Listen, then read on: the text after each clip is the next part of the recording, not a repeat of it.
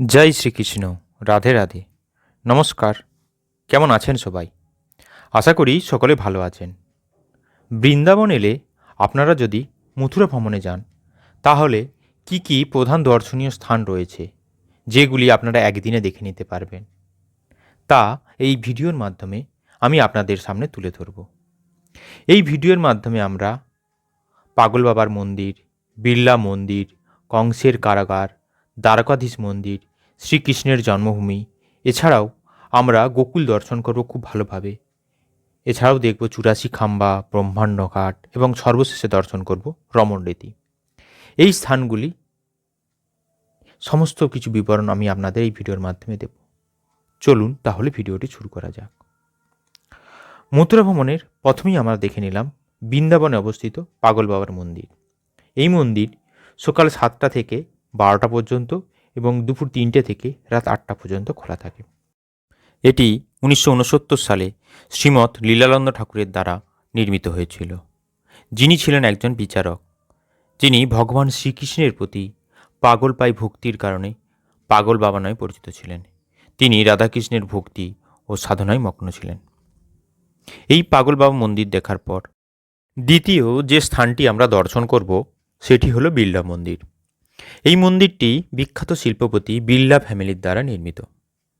একটি আধ্যাত্মিক নিদর্শন হিসাবে এটি পরিচিত। স্থানীয়ভাবে এটি গীতা মন্দির নামেই বেশি পরিচিত।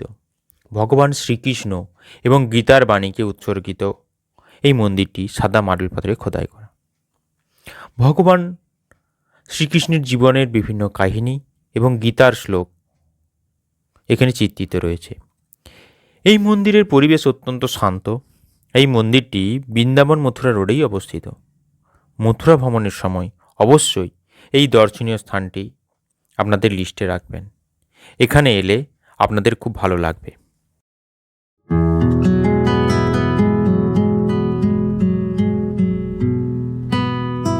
এই বিড়লা মন্দির দেখার পর আমরা আজ যে তৃতীয় স্থানটির দর্শন করব সেটি হলো কংসের কিলা।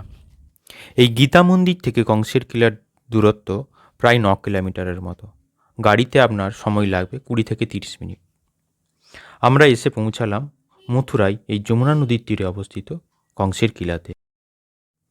ওই দূরে দেখা যায় দেখুন কংসের কিলা। আমরা সেই দিকে এগিয়ে চলেছি। এখানেই ছিল মথুরার অত্যাচারী রাজা কংসের রাজপ্রাসাদ, যিনি ছিলেন ভগবান শ্রীকৃষ্ণের মামা। কংস তার পিতা উগ্রসেনকে বন্দি করে রাজত্ব করতেন এবং কৃষ্ণ পরে কংসকে বধ করে উগ্রসেনকে পুনরায় রাজা বানিয়েছিলেন। সময়ের সাথে সাথে এই দুর্গের মূল কাঠামো ধ্বংসপ্রাপ্ত হয়ে গিয়েছে। এই কংসের কিলা দেখার পর আমরা এগিয়ে চলেছি দ্বারকাধীশ মন্দির দর্শনের জন্য। কংসের কিলা থেকে এই দ্বারকাধীশ মন্দিরের দূরত্ব বেশ অনেকটাই হাঁটা পথ এবং রাস্তাটিও ভীষণ চড়াই উতরাই। তবে শ্রীকৃষ্ণের নাম নিয়ে আমরা পৌঁছে গেলাম এই মন্দিরের ভেতরে।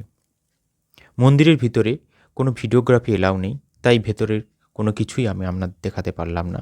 তবে আমাদের দর্শন খুব ভালো হয়েছে। এই কংসের কিলা এবং দ্বারকাধীশ মন্দির দর্শনের পর আমরা এবার যাচ্ছি শ্রীকৃষ্ণের জন্মভূমির উদ্দেশ্যে। এই শ্রীকৃষ্ণের জন্মভূমিতে প্রবেশ করতে হলে পাসপোর্ট, চামড়ার কোনো জিনিস, বেল্ট নিয়ে আমরা ভিতরে যেতে পারবেন না। তাই আমরা গাড়িতেই মোবাইল রেখে গিয়েছিলাম। এখানে দেখুন মার্ক করা রয়েছে, এই দিকেই আপনারা গেলে পৌঁছে যাবেন শ্রীকৃষ্ণের জন্মভূমিতে। আমরা হেঁটে পৌঁছে গিয়েছিলাম সেই শ্রীকৃষ্ণের জন্মভূমিতে। এই স্থানটিও ছিল খুব সুন্দর। তবে মথুরা এবং কাশী এসব মন্দিরে যদি যান তাহলে পিছনেই দেখবেন একটি করে মসজিদ দেখতে পাবেন, কারণ মুসলিম শাসনকালে এখানে বহু মন্দির ভেঙে মসজিদ বানানো হয়েছিল। এখানেও সেম জিনিস এলে আপনারা দেখতে পাবেন। শ্রীকৃষ্ণের জন্মভূমি দর্শন করে এবার আমরা এগিয়ে চলেছি গোকুলের উদ্দেশ্যে। প্রভু শ্রীকৃষ্ণ মথুরার কারাগারে জন্মগ্রহণের পর কংসের হাত থেকে রক্ষা করার জন্য পিতা বাসুদেব কৃষ্ণকে রাতের অন্ধকারে এই যে আমরা যমুনা নদী ক্রস করছি, ঠিক এই যমুনা নদী ক্রস করেই গোকুলে নন্দ মহারাজ ও মাতা যশোদার কাছে রেখে আসেন। কৃষ্ণ তার শৈশবের প্রথম কয়েক বছর গোকুলেই অতিবাহিত করেছিলেন। সেই গোকুলে কাটানো বিভিন্ন কথা, এখানকার বিভিন্ন গলির এবং বিভিন্ন মহলের ইতিহাস আমরা জেনে নেব এখানকার যে গাইড নিয়েছিলাম তার কাছ থেকে। हाथी घोड़ा पालकी जय कन्हैया लाल की। चले आप, मैंने मोहन को बुलाया, वो आता होगा। श्यामा श्याम गोकुल धाम। ये सब गली है पालन भूमि में। भगवान कृष्ण के जो बड़े भाई थे ना बलराम, हाँ। वो गोकुल गांव में जन्म लिया उन्होंने। वसुदेव जी की 2 पत्नी थी। पहली पत्नी थी देवकी, हाँ जिनके कृष्ण हुए। दूसरी पत्नी थी रोहिणी। रोहिणी के बलराम हुए। बलराम जी यहाँ बड़े हुए, कृष्ण बड़े हुए। 11 साल 56 दिन ब्रज में भगवान ने सब लीला किया। लास्ट भगवान का यहाँ गोकुल में जो आते हैं ना, कृष्ण को झुलाने का फल है। श्री यमुना जी को पार करके रात के 12 बजे कृष्ण गोकुल में आए। ये वाली जो गली है इसको बोलते हैं सामने वाली मुरलीधर घाट बाग मोहल्ला। इधर बाग बगीचे थे, होली होता है छड़ी मार। गोकुल की गलियों में मच गया शोर, नटवर नागर नंद किशोर। हाथी घोड़ा पालकी जय कन्हैया लाल की। सामने में भजनाश्रम है। हरे कृष्णा हरे राम, 1 घंटा सुबह 3 घंटा शाम। हरे कृष्णा हरे राम भजन होता है। मीरा भजन करती है। सामने में नंद द्वार है। ये नंद द्वार है। हाँ, फर्स्ट गेट। ये भजनाश्रम है। इधर मीरा भजन करती है। हरे कृष्णा हरे राम। ऐसा ही नहीं रहता है, पूरा ब्राह्मण है। हाँ पूरा ब्राह्मण है और भी जाते हैं। पूरा गोकुल में मस्जिद नहीं है, ऐसा ही नहीं है।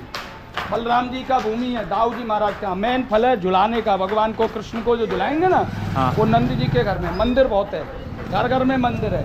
एक ही घर में ने नंद के घर आनंद भयो जय कन्हैया लाल की। हाथी घोड़ा पालकी जय कन्हैया लाल की। कोई वन में जाता है तो कोई वन में जाता है। कृष्ण का घर एक है। डाल गया जगन्नाथ और फूल तो फूला द्वारका, फल लागा बद्रीनाथ। जो इस गांव में आता है उसको चारों धाम यात्रा पूर्ण मिलता है। कृष्ण यहीं से गया। जगन्नाथ में सुभद्रा जी, बलराम जी, कृष्ण दाल चावल खाया। बद्रीनाथ में कच्ची चना खाया अर्जुन के साथ। पहाड़ी में तपस्या की है ना बैठ के, हाँ। बद्री विशाल बसाया। और द्वारका में पंचमेवा खाया। इधर माखन चाकन खाया।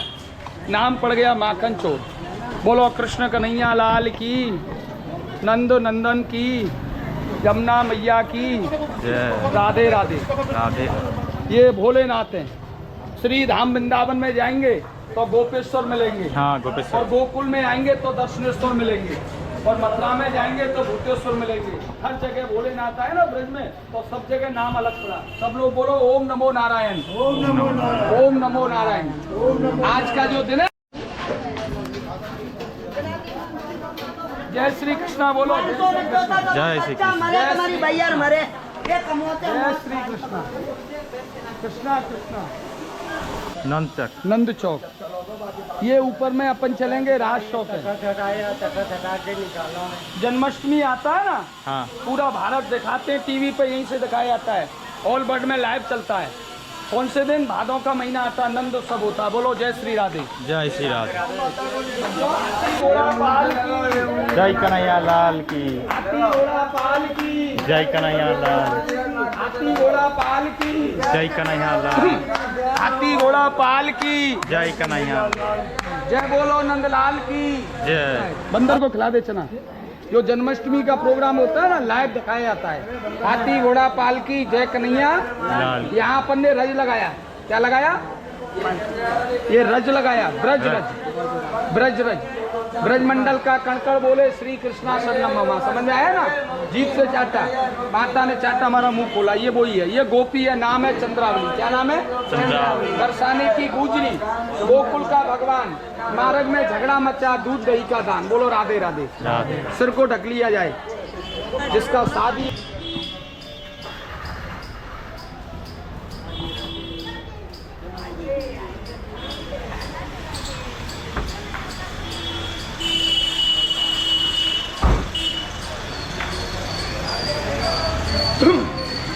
सुन लिया जाए प्रेम से।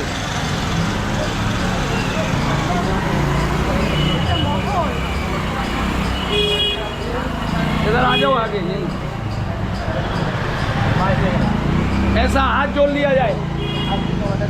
अपन जहाँ भी जाते हैं ना, पहले भगवान कृष्ण को कहीं भी यमुना गंगा हो पहले प्रणाम ही करना पड़ता है।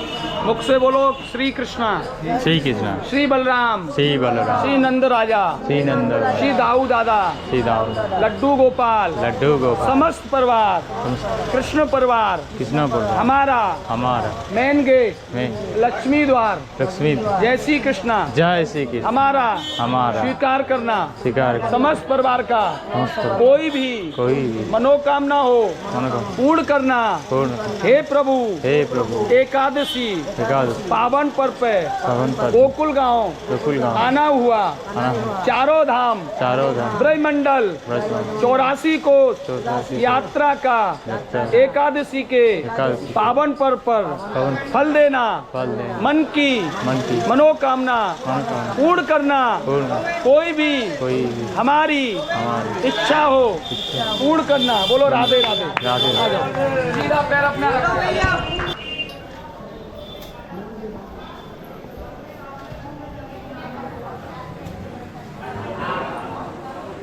सब लोग यहाँ बैठ बोलो राधे राधे।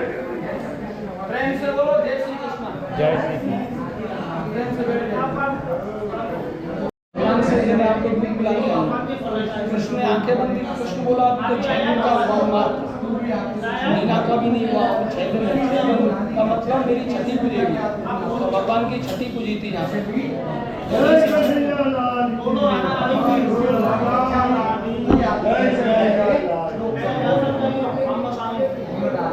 दर्शन करो प्रेम से।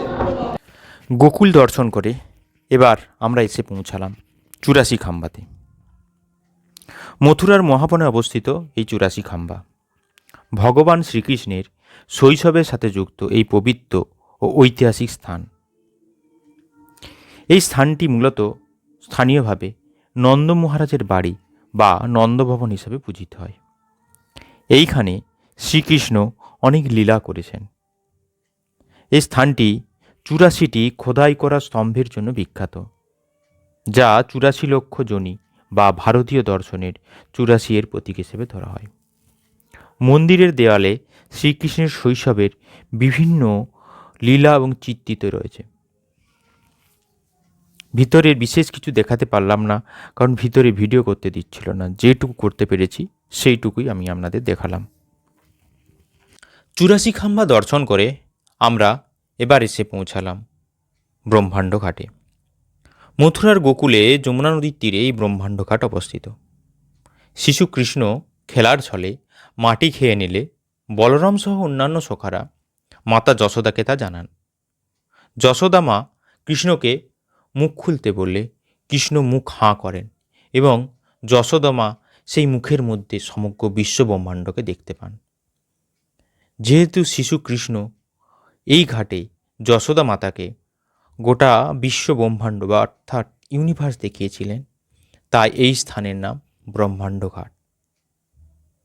এই ঘাটটি ছিল খুবই সুন্দর।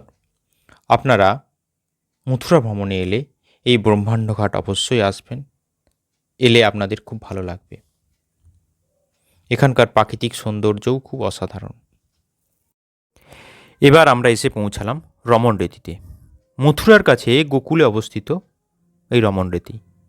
আজ আমাদের মথুরা ভ্রমণের এটিই আমাদের লাস্ট দর্শনীয় স্থান। এই রমণ রেতি দুপুর 12টা থেকে বিকাল 4টা পর্যন্ত বন্ধ থাকে। আপনারা যদি এখানে আসেন তাহলে অবশ্যই হয় 12টার পূর্বে নতুবা 4টের পরে আসবেন।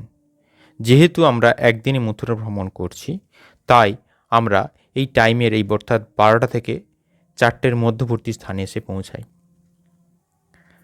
আমরা কিছুক্ষণ ওয়েট করছিলাম। আপনাদের এখানে এলে এই রমণ রেতির উল্টো দিকেই একটি পার্ক রয়েছে, যেখানে হরিণ, পায়রা আপনারা দেখতে পারবেন, সেই হরিণকে খাওয়াতেও পারবেন।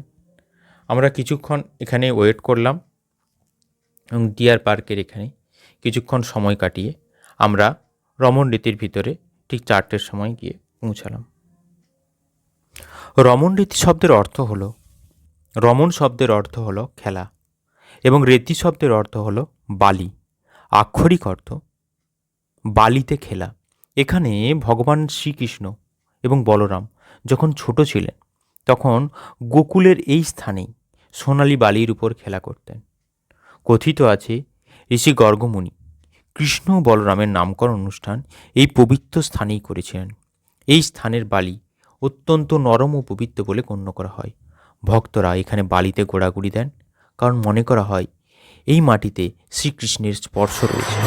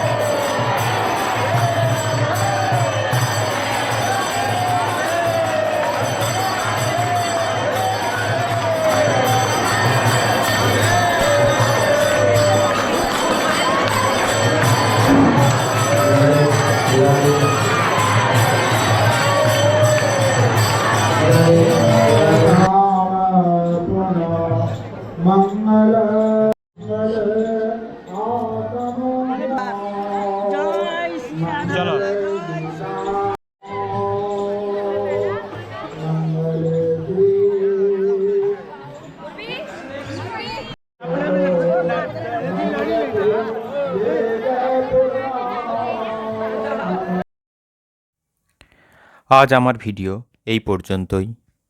মথুরা ভ্রমণ আপনাদের কেমন লাগলো তা অবশ্যই জানাবেন। ভিডিও ভালো লাগলে লাইক, কমেন্ট, শেয়ার এবং সাবস্ক্রাইব করে দেবেন। ধন্যবাদ।